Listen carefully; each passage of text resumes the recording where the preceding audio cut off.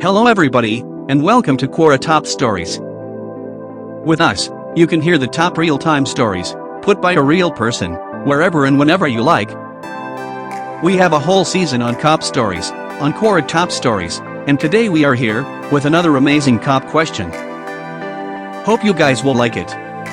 The question goes like, as a police officer, what's the most disturbing thing you've ever experienced? James Culpepper, former police officer, at Memphis, Tennessee, 2002 to 2013, says, Probably in about 2003 or so. I was working for the Memphis Police Department. Another officer and I got dispatched to a call where a homeowner woke up and found someone in his house and that he had an axe. We got there and were met by an elderly man in his night clothes holding a double-bladed axe with a red stain on the blade. As I secured the weapon, the old man said he woke up and found someone in his bedroom, so he went out and got the axe and hit them with it. My partner and I exchanged looks because there is no way an intruder would stay put while the old man went and got an axe. Then the old man hit us with the comment that the intruder was dead in the bedroom. My partner, who had previous military experience and served overseas in Iraq, went to the bedroom to check. I heard a chirp and then my partner got on the radio requesting for EMT. He told dispatch there was an elderly lady lying on the floor next to the bed who was alive and hurt bad yet unresponsive.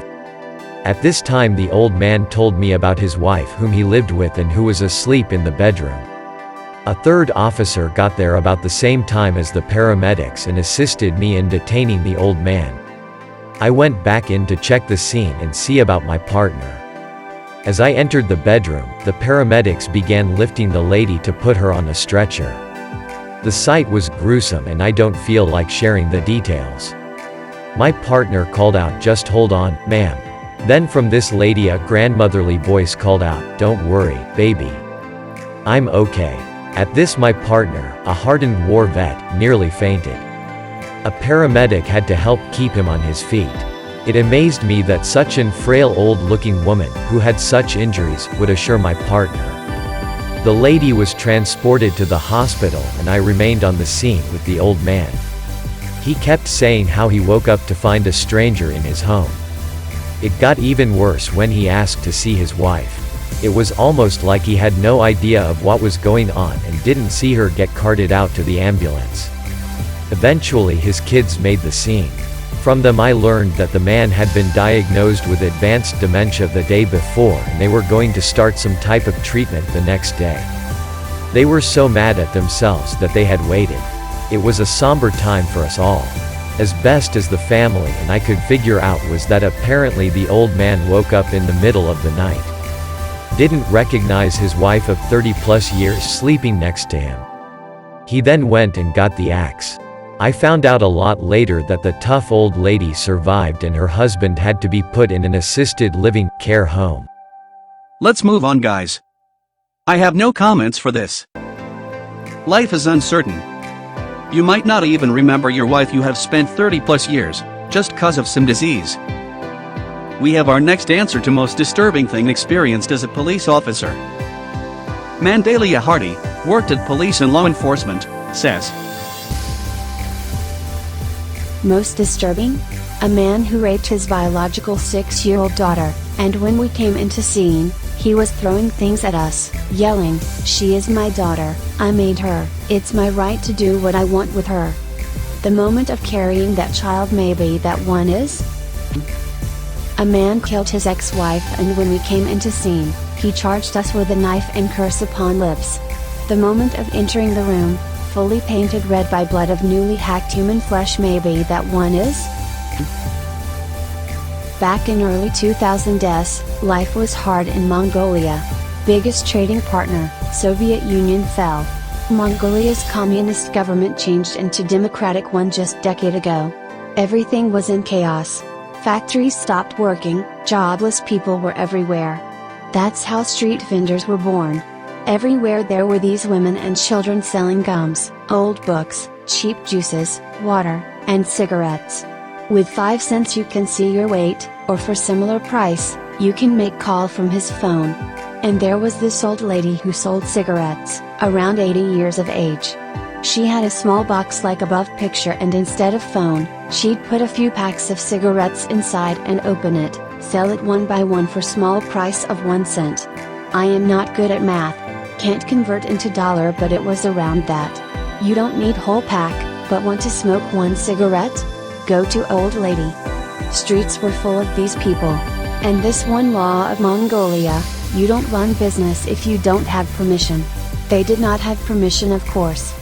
You need at least a little cabin to sell stuff or something like that to get that permission. But patrolmen like me or these people themselves never obeyed this law. They are doing it to survive, and these street policemen knew it. They didn't steal or rob people. They're doing what they could to survive, and we just walked around it looking other way. Then one day, one certain high-ranking government official rose from his soft chair, and decided to see life on the streets. From his high-priced car window. When he came to his office, he called our district commander of police department and said probably something like this: "Your streets are crawling with unlawful street vendors. Clean that or be fired." I don't know what exactly was said, but our commander was angry and told us one day just before our daily routines of foot patrol. Someone from higher ups wants this law to be obeyed. Move them from streets by any means necessary. Use force if you need. Well, we patrolmen cannot question clear orders. We have our oaths to obey our direct superiors. Streets must be clean. Order was given. We started removing those people from streets. After half day, streets became clean. At least in our area that we are responsible. Except one. The old lady. She was sweet and she was kind. She called us sons. "My son, buy one cigarette?" She says that to us every day while smiling. Every morning she comes to the same spot, walking slowly with her pack of cigarettes, settles there and remains at the same spot for the whole day. When we buy one cigarette, she never forgets to thank us. That's why no one touched old lady while we were forcefully removing street vendors. When our superior was checking our work, he saw her. And he radioed to us. "There's one left. Whose area is it? Unless you want to be punished, remove her and do your duty." It was ours, of course. We tried to persuade her to leave from there, and she was trying to counter-persuade us to let her stay there. She was pleading with us like we're some land-owning barons who have right to let someone settle in his lands. Somehow Superior was still there watching us from his car nearby parked. He again radioed. "Are you policemen or beggars? Move her." After some hesitation, we carried her box and her from there. Cigarettes on box scattered on the ground. Old lady was crying. She was not throwing stuff at us, she was not hurling curses, she was not swinging knife, she was just softly crying, still calling us sons, pleading to let her stay there. Damn that feeling. I felt like I am not enforcer of law, but enforcer in the organized crime syndicates, who demand protection, racket money from small businesses, or break their stuff. And remove them from their turf in those mafia movies. That was my worst disturbing feeling. And sorry for my English. Wow. Real heart-touching story by Mandalio Hardy. It's situation like this where you think like, what the hell are we doing? We are supposed to be good guys. But we are doing bad to someone who is just trying to survive. So, are we doing the right thing? Question remains. But there is nothing one can do than to respect the orders of the seniors. Anyways guys, let's not scratch it out. Moving on ahead, we have another answer for most disturbing thing experienced as a police officer is by Dan Ashley. He is a retired LAPD, ex-CIO university professor with PhD, and he says, I walked a plainclothes footbeat on Skid Row in downtown Los Angeles. One night I found Carol. I knew her, as I knew most of the residents on Skid Row. Name changed though to protect her confidentiality. She had been 8 months pregnant. When I found her in the alley, she was dead and the fetus had been cut out. Because I was in plain clothes, I got lots of guidance of who the killer was. I found him in one of the rooms in a Skid Row hotel. I busted down the door, and the man asked me if I would like some stew. He had cooked the fetus and was eating it. I arrested him. Murder 1, 2 counts. LWAP. Life without parole. Another night, about 2:30 a.m. I heard a child screaming. The screaming continued for a while, and it sounded more severe than a toddler having a temper tantrum. I eventually found where the screaming was coming from and kicked the door open. The man inside had nailed a 5-year-old to the wall. The fire department removed the section of the wall so the surgeons at California Hospital could extract the nails without cutting any arteries. I arrested the man. I asked him why he did it. He responded, "That damn kid was running all over the place and it pissed me off." Attempted murder, child endangerment, kidnapping, ADW. 25 to life. One night in the middle of the summer, I found a teenage girl who had lots of sores arms, legs, back, face. I asked her what happened and she explained that her pimp sold her to a man who burned her with a cigarette. I eventually found both the pimp and the man. ADW, child trafficking, slavery, kidnapping, pimping, child molesting. 20 years each. I was proud of myself because I just arrested those evil men. I did not beat them or kill them, but I sure did want to. What the hell is wrong with some people? Nailing a kid to the wall, just because the kid was running all over the place. What in the earth are you, man? Don't you know that kids do run all over the place? Freaking psycho. And other stories too. What is up in the universe? I don't get it. Alright guys, let's move on. But seriously, some people are real psycho. Anyways, the next answer is by Jerry Flores, and he says,